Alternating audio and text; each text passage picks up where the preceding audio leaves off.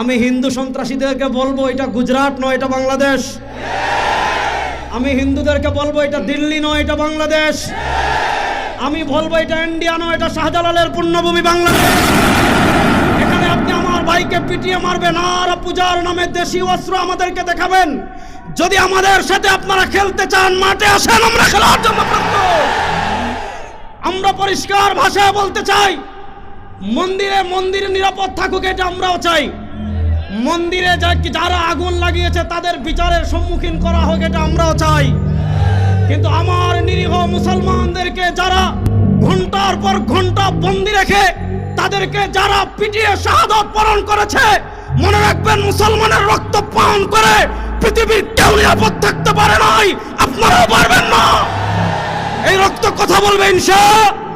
আমি সর্বশেষ আরেকটা কথা বলে শেষ করছি। বাংলাদেশে আপনারা বিভিন্ন ইস্যু চেঞ্জ করেন, একটাকে ঢাকার জন্য আরেকটা আনেন, আরেকটাকে পিছনে ফেলার জন্য আরেকটা আনেন। ভাইদের শাহাদাতের ঘটনা আমাদেরকে ভুলিয়ে দিবেন।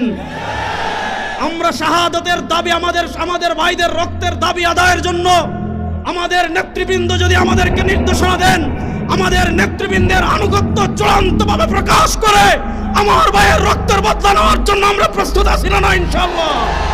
আসসালামু আলাইকুম ওয়া রাহমাতুল্লাহ।